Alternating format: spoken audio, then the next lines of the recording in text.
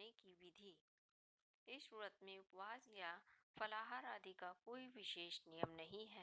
प्रातःकाल उठकर स्नान करके मंदिर में जाकर या घर पर ही नवरात्रों में दुर्गा जी का ध्यान करके यह कथा पढ़नी और सुननी चाहिए। कन्याओं के लिए यह व्रत विशेष फलदायक है। श्री जगदम्बा की कृपा से सब विघ्न दूर होते हैं।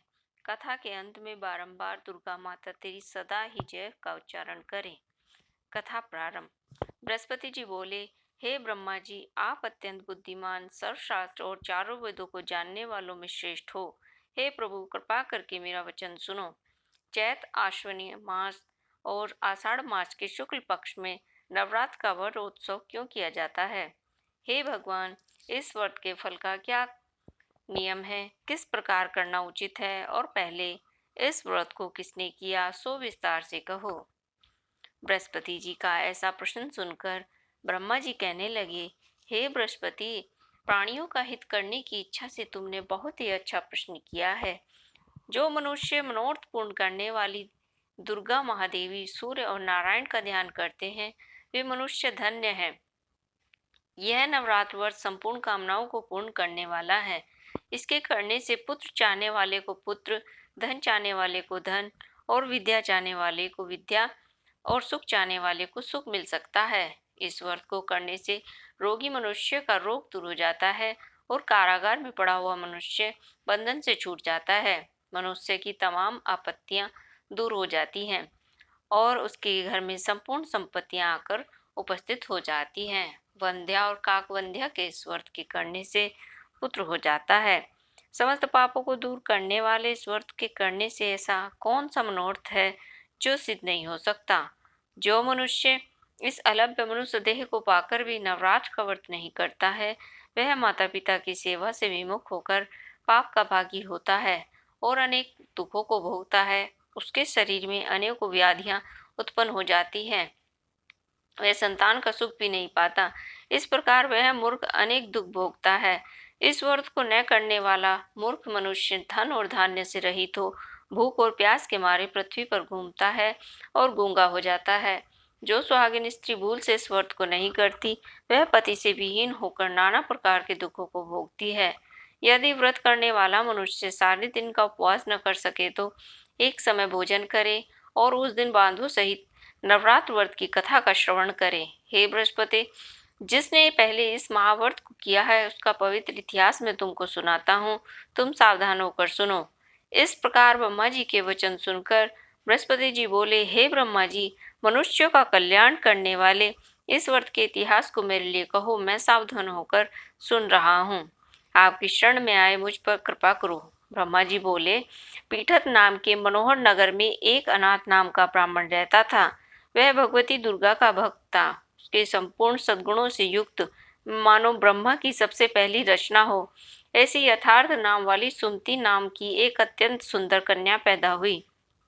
वह कन्या सुमति अपने घर के बालकपन में अपनी सहेलियों के साथ क्रीड़ा करती हुई इस प्रकार बढ़ने लगी जैसे शुक्ल पक्ष में चंद्रमा की कला बढ़ती है।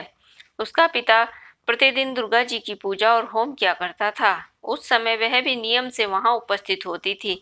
एक दिन वह सुमति अपनी सखियों के साथ खेलने में लग गई और भगवती के पूजन में उपस्थित नहीं हुई।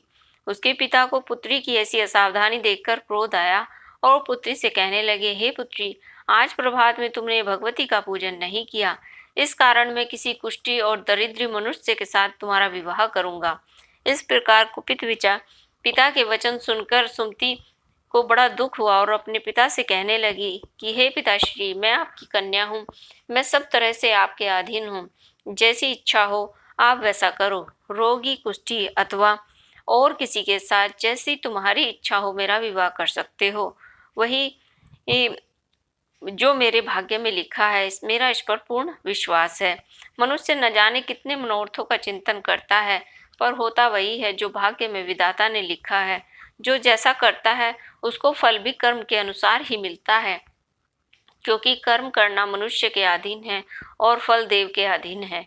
जैसे अग्नि में पड़े हुए तृणादि उसको अधिक प्रदीप्त कर देते हैं, उसी तरह अपनी कन्या के निर्भयता से कहे हुए वचन सुनकर उस ब्राह्मण को और अधिक क्रोध आया।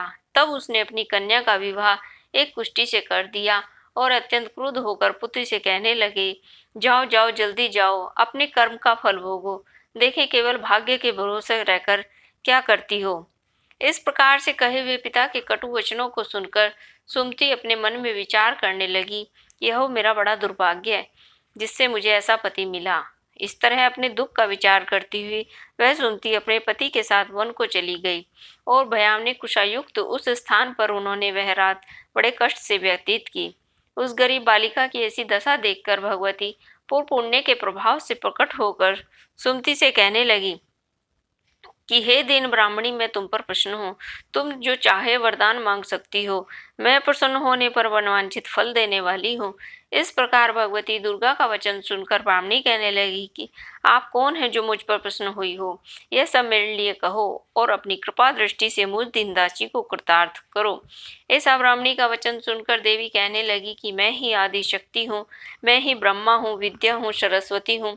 मैं प्रसन्न होने पर प्राणियों का दुख दूर करके उनको सुख प्रदान करती हूँ। हे ब्राह्मणी, मैं तुझ पर तेरे पूर्व जन्म के पुण्य के प्रभाव से प्रसन्न होकर तुम्हें मनवांछित वर देना चाहती हूँ। तुम्हारी जो इच्छा हो तुम मांगो।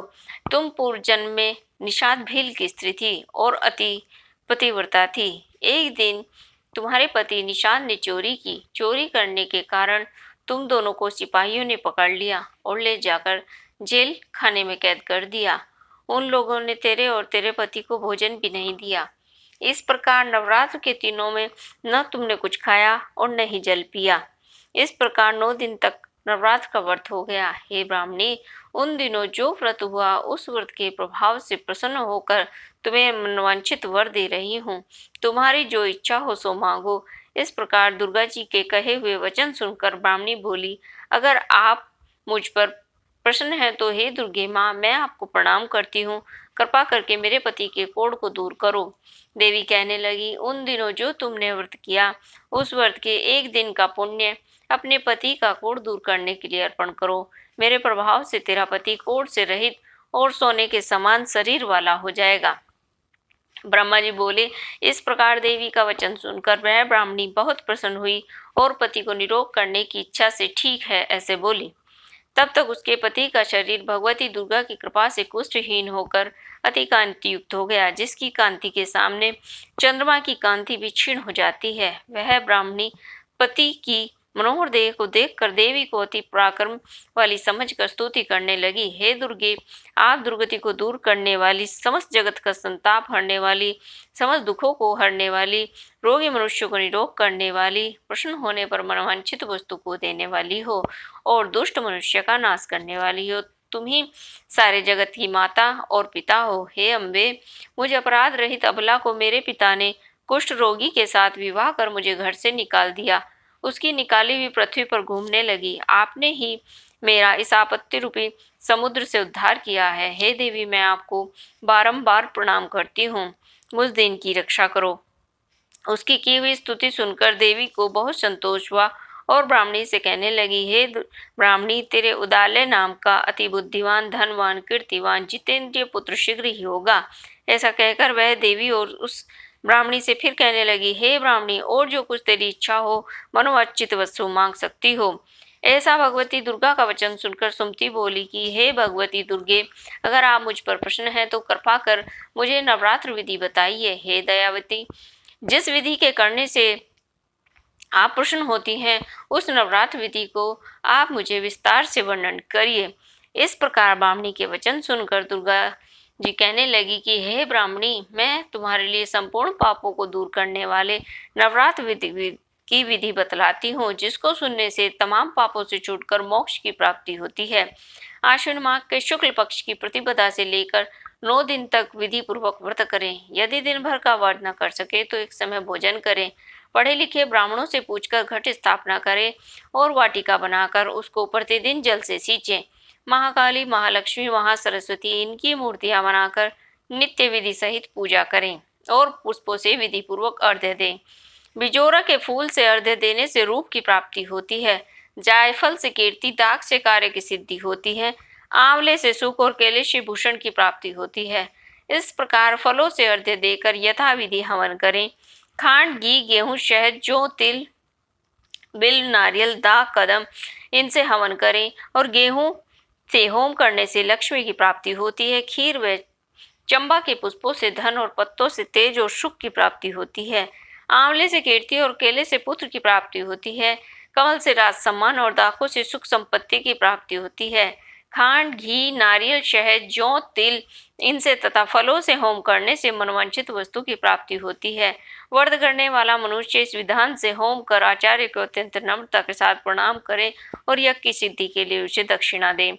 इस महाव्रत को पहले बताई हुई विधि के अनुसार जो कोई भी करता है उसके समन और सिद्ध हो जाते हैं। इसमें तनिक भी संचय नहीं। जो इन 9 दिनों में दान आदि दिया जाता है उसको करोड़ों गुना फल मिलता है। इस नवरात्र के व्रत के करने से ही अश्वमेध यज्ञ का फल मिलता है। हे ब्राह्मणी, इन संपूर्ण कामनाओं को पूर्ण करने वाले इस व्रत को घर में, मंदिर में अथवा तीर्थ में विधि के अनुसार करें। ब्रह्मा जी बोले, हे बृहस्पति, इस प्रकार नवरात्र विधि बतलाकर ब्रह्मा जी अंतर्ध्यान हो गए। जो मनुष्य इस व्रत को भक्तिपूर्वक करता है वह इस लोक में सुख भोग कर अंत में दुर्लभ मोक्ष को प्राप्त होता है। हे बृहस्पति, इस दुर्लभ व्रत का महात्म्य मैंने तुम्हारे लिए बतलाया है। ऐसा ब्रह्मा जी के वचन सुनकर बृहस्पति जी आनंद के कारण रोमांचित हो गए और ब्रह्मा जी से कहने लगे, हे ब्रह्मा जी, आपने मुझ पर अति कृपा की जो अमृत के समान नवरात्र व्रत का महात्म्य सुनाया। हे प्रभु, आपके बिना और कौन इसे सुना सकता है। ऐसे बृहस्पति जी के वचन सुनकर ब्रह्मा जी बोले कि हे बृहस्पति, तुमने सब प्राणियों का हित करने वाले इस अलौकिक व्रत को पूछा, इसलिए तुम भी धन्य हो। यह भगवती शक्ति संपूर्ण लोकों का पालन करने वाली है। इस महादेवी के प्रभाव को कौन जान सकता है। बोलो दुर्गा माता की सदा ही जय।